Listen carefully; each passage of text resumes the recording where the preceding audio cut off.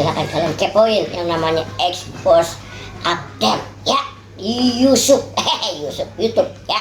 Jangan lupa di like, di share, di sobrek ya, sabrek ya, itulah pokoknya ya. Pokoknya jangan sampai enggak ya. Mantap.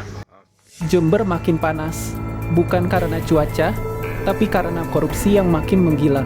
Dalam 2 pekan terakhir, Jember kembali diguncang skandal korupsi desa yang mencuat di berbagai kecamatan. Dari dugaan penyalahgunaan APBDes, penggelapan pajak, hingga suap pencairan dana desa. Kepala desa, yang seharusnya jadi pelayan rakyat, malah sibuk menggerogoti uang rakyat. Dana desa yang harusnya membangun, malah jadi bancakan. Lihat saja, dari Puger Wetan, Bangsal Sari, Sanenrejo, Mundarejo, hingga Curah Kalong, semua punya cerita yang sama, duit desa raib, transparansi nol, dan hukum yang mandek. Yang lebih bikin miris, banyak dari mereka yang sudah bolak-balik tersandung kasus, tapi tetap saja bisa berkuasa. Kades-kades rakus, rakyat mampus. Kasus Kades Tanggul Wetan, Haji Suton alias Tuan Takur, menambah daftar panjang dugaan korupsi dana desa di Jember. Dengan modus proyek fiktif, ia diduga menggelapkan 480 juta rupiah dari dana kas desa 20.222.023. Audit BPK dan BPKP mengungkap bahwa proyek perbaikan jalan, rehab balai desa, hingga pemeliharaan saluran air yang dilaporkan ternyata tidak pernah ada. Lebih dari 28 saksi telah diperiksa dan kemungkinan ada tersangka baru. Di Bangsal Sari, Kades Nurkolis ketahuan mainan pupuk oplosan, di mana sebelum jadi Kades, dia pernah dipenjara tapi dalam kasusnya kini cuma dituntut 3 bulan dihukum 2 bulan. Jaksa pun ikut main mata, menuntutnya dengan hukuman yang lebih ringan dari aturan Jaksa Agung. Kalau begini, kapan kapoknya? Di Mundarejo, anggaran desa jalan terus, tapi PJ Kadesnya cuma pajangan. Mantan Kades yang sudah divonis bersalah malah masih pegang kendali.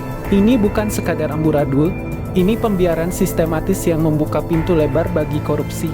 Di Puger Wetan, warga sampai harus datang ke Polres Jember menanyakan laporan dugaan korupsi APBDes. Sudah lebih dari sebulan, tapi penyelidikan mandek. Polisi diam 1000 bahasa. Sementara di Sanenrejo, ratusan warga geram karena pajak yang mereka bayar malah tetap tercatat sebagai hutang.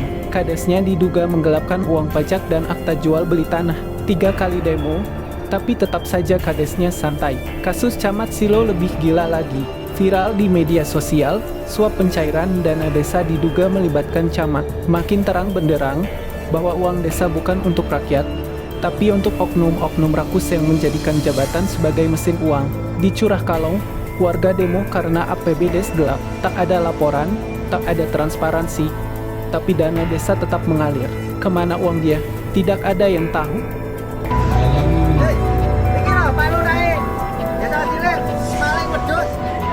Sementara itu, di Kesilir, Wuluhan, ratusan warga turun ke jalan menuntut transparansi dan pertanggungjawaban. Dugaan penyalahgunaan APBDes sejak 2022 membuat warga geram, memaksa Kepala Desa Sucipto mundur. Tidak hanya itu, 50 item dugaan korupsi sudah dilaporkan ke aparat, tetapi seperti kasus-kasus lain di Jember, hukum berjalan lamban. DPMD dan aparat penegak hukum, kerja atau tidur? Kalau melihat daftar ini, pertanyaan besarnya, Dinas Pemberdayaan Masyarakat dan Desa, DPMD Jember ini kerja atau tidur? Apa fungsi mereka kalau tata kelola desa samburadul ini? Apa pengawasan hanya sekadar formalitas tanpa tindakan tegas? Polisi dan jaksa juga tak lepas dari sorotan. Kenapa kasus-kasus ini bisa mandek? Kenapa vonis untuk para koruptor desa ini selalu ringan?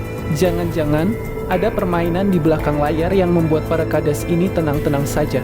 Di titik ini, masyarakat Jember harus sadar. Ini bukan sekadar kasus per kasus, tapi sudah jadi sistem rusak yang dibiarkan membusuk. Jika dibiarkan, desa-desa di Jember akan semakin terpuruk.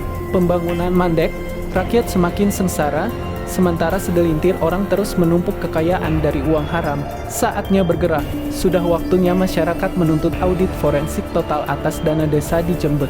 Sudah waktunya polisi dan jaksa ditagih pertanggungjawaban. Kenapa hukum tumpul? Sudah waktunya DPMD dibersihkan dari orang-orang yang hanya makan gaji buta. Jika dibiarkan, korupsi desa akan terus menjadi kanker yang menggerogoti Jember dari dalam. Jangan sampai kita hanya bisa mengeluh di warung kopi, sementara uang desa terus disedot oleh orang-orang tak bermoral. Dari Jember, Saiful Rahman Expos Update melaporkan.